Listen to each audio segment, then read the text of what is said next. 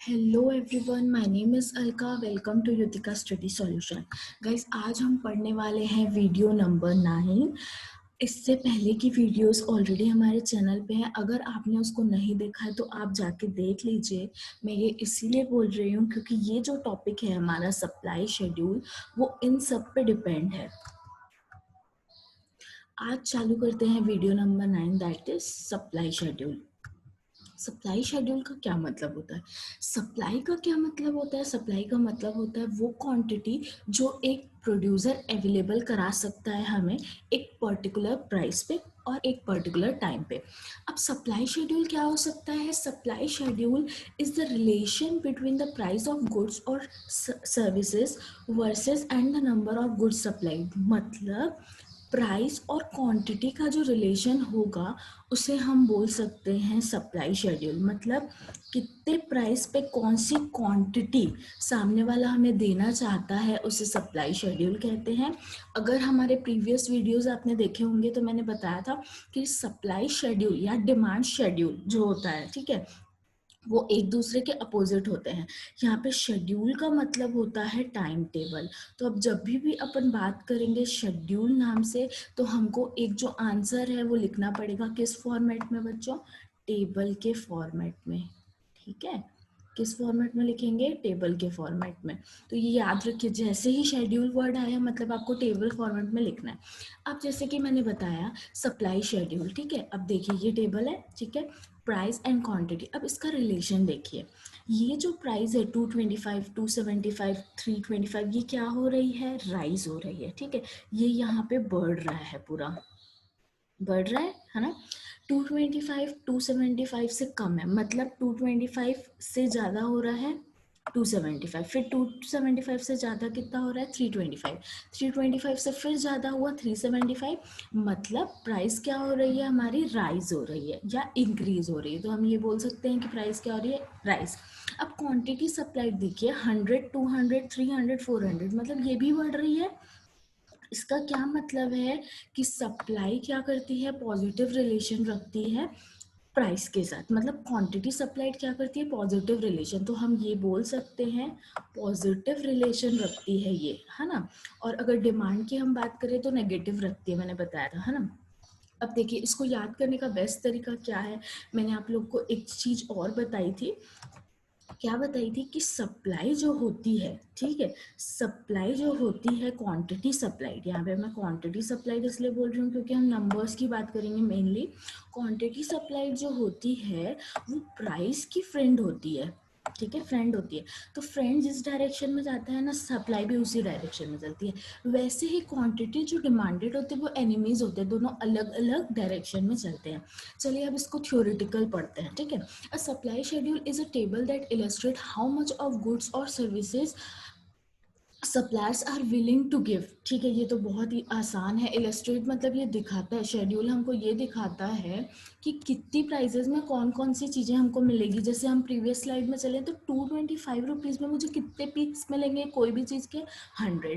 425 में मुझे कितनी चीज़ें मिलेंगी? 500। तो ये सप्लाई शेड्यूल है, ठीक है। नेक्स्ट है a supply schedule is a table that shows the relationship. Same वही है। ये मैंने दो चार चीज़ें इसीलिए इसमें लिखी है बच्चों, क्योंकि अगर आपको थ्योरी लिखना है आंसर तो आप इन नोट्स से भी आराम से लिख सकते हैं, ठीक है। अब नेक्स्ट क्या? It is a statement in the form of a table. जो मैं बार बार यहाँ बता रही हूँ, शेड्यूल मतलब टेबल होता है, ठीक है। That shows different quantities. एक क्वांटिटी नहीं, बहुत सारी क्वांटिटीज शो करेगा। जैसे यहाँ पे अगर आप देखोगे तो 5 क्वांटिटीज शो हो रही है। ओके, क्लियर है।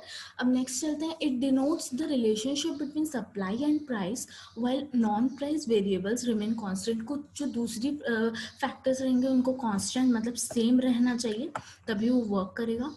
दो टाइप के शेड्यूल होते हैं जो हम मेन बात करेंगे आज। दो टाइप के शेड्यूल होते हैं, एक होता है इंडिविजुअल, एक होता है मार्केट। अगर आप आराम से अपने ही दिमाग से बताओ तो आप खुद बता सकते हो। इंडिविजुअल मतलब हो सकता है 1, मतलब एक खुद का जो मैं शेड्यूल एज अ प्रोड्यूसर दूंगी किसी को, ठीक है। और मार्केट मतलब मोर देन 1, ठीक है। मार्केट मतलब क्या हो सकता है? More than 1। तो मोर देन 1 यहाँ पे हो सकते हैं 2, यहाँ पे हो सकता है 3, ठीक है। इसका क्या मतलब है कि अगर इंडिविजुअल की मैं बात करूँ तो यहाँ पे एक प्रोड्यूसर होगा, मार्केट में ज़्यादा प्रोड्यूसर होंगे। अब एक और चीज़ आप लोग को ध्यान रखनी है जो मैंने प्रीवियस वीडियोस में भी कही थी, जब भी हम सप्लाई की बात करते हैं ना बच्चों, तो सप्लाई की बात हमेशा किसके फॉर्मेट में करनी है, प्रोड्यूसर के फॉर्मेट में करनी है। और डिमांड की अगर बात करेंगे तो सिर्फ हमको अपने आप को क्या सोचना है, कस्टमर या कंज्यूमर। ठीक है, क्लियर है। अब हम इंडिविजुअल सप्लाई शेड्यूल की बात करते हैं। इंडिविजुअल सप्लाई शेड्यूल क्या होगा, जो एक प्रोड्यूसर, एक है ना, मतलब सिंगल पर्सन देने के लिए रेडी है। हम इसको एग्जाम्पल के थ्रू समझेंगे। अब एक प्रोड्यूसर देने के लिए रेडी है 100 रुपीज में 1000 पीस, ऐसे ही करके 500 प्राइस। जैसे देखिए फिर वही बात हो गई है कि ये बढ़ रहा है तो ये भी बढ़ रहा है, तो 500 की प्राइस में वो कितना यूनिट बेचने के लिए तैयार है, 5000। क्वांटिटी को आप यूनिट्स भी बोल सकते हो। ठीक है, अब ये मैंने एक्सप्लेनेशन है जो मैंने नीचे लिखा है। आगे देखते हैं market supply schedule. Market supply schedule क्या होगा, जब मोर देन वन पर्सन हम बात करेंगे। अब जैसे यहाँ पे मैंने 2 पर्सन्स लिए हैं, देखिए एक लिया है मैंने ए और दूसरा क्या लिया है मैंने बी। मतलब ये ए प्रोड्यूसर है, ये बी प्रोड्यूसर है। जब हम इन दोनों को एडअप करेंगे तो we will get what, market supply. बहुत ही आसान कॉन्सेप्ट है, आप आराम से इसको समझ सकते हो स्टूडेंट्स, कि अगर हम एक की बात कर रहे हैं तो वो इंडिविजुअल सप्लाई शेड्यूल है। अगर हम दो या दो से ज़्यादा लोगों की, यहाँ पे हो सकता है थर्ड कॉलम भी होता है, यहाँ पे आप सी भी बना सकते हो। ठीक है, तो वो क्या होगा, मार्केट सप्लाई शेड्यूल।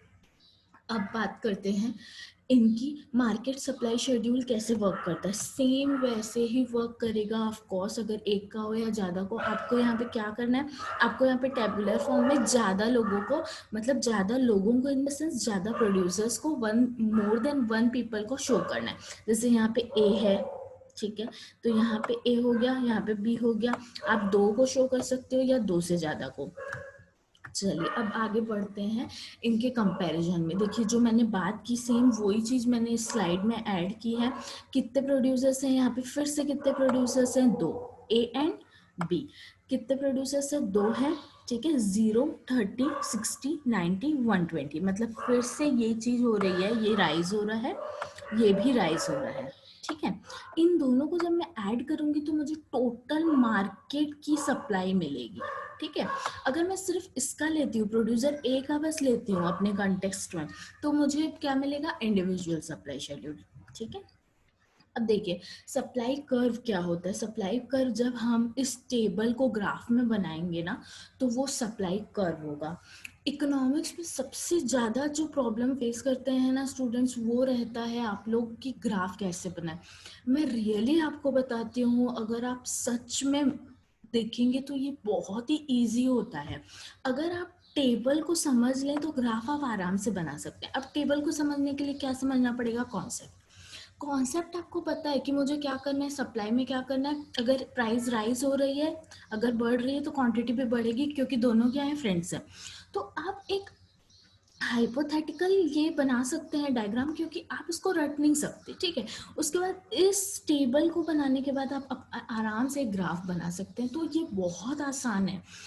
हाँ, हो सकता है एज ए टीचर मुझे आसान लग रहा है, आपको टफ लग रहा है, बट आप ध्यान से अगर एक एक चीज़ कॉन्सेप्ट में पढ़ लिए, समझ लिए ना बच्चों, तो it's very easy, more easy than accounts I am saying.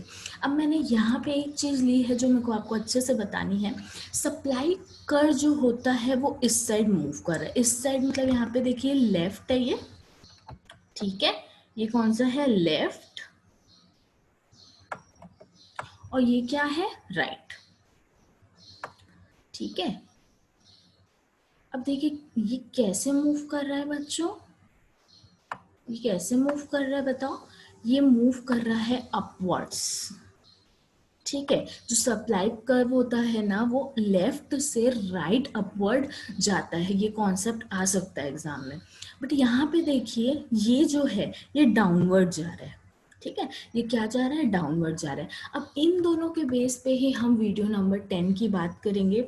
आज हमने क्या क्या बात की है, आज हमने ये बात की है कि जो सप्लाई शेड्यूल है वो अपोजिट चलता है डिमांड शेड्यूल के। ये दिमाग में बैठाइए, मैं इसीलिए इसको रखी हूँ इस स्लाइड को, ताकि आपको समझ जाए कि ये क्या कर रहा है, इधर जा रहा है मतलब अपवर्ड्स जा रहा है, तो ये डाउनवर्ड्स जा रहा है। ठीक है, उसके बाद सप्लाई शेड्यूल क्या है, एक टेबल है जिसमें क्वांटिटी देते हैं लोग एक प्राइस पे। जैसे अगर 100 है तो 100 में अगर 1000 पीस मिल रहा है तो मुझे कौन सी क्वांटिटी में 5000 पीसेस मिलेंगे, ठीक है। ये सप्लाई शेड्यूल है। Supply schedule left to right move करता है, और यहाँ पे ध्यान रखिएगा मैंने यहाँ पे लिखा नहीं है, ये अपवर्ड्स जाता है, ओके। उसके बाद एक सप्लाई शेड्यूल की अगर हम बात करें तो ये एक टेबुलर फॉर्म में होता है, और आप इसको ग्राफ में शो कर सकते हो। तो गाइज यही मेरा आज का वीडियो था। थैंक यू सो मच, और सब्सक्राइब कीजिए हमारे चैनल को अगर आप इस चैनल को फर्स्ट टाइम देख रहे हैं। For commerce explanation we put videos, और लास्ट वीडियो जो होगा इकोनॉमिक्स सीरीज़ का वो होगा वीडियो नंबर 10। तब तक बने रहिए और मुझे बताइए कि आपको कौन सी ऐसी क्वेरी है या कौन सा ऐसा डाउट है जिस पे मैं और वीडियोस ला सकती हूँ। Thank you so much.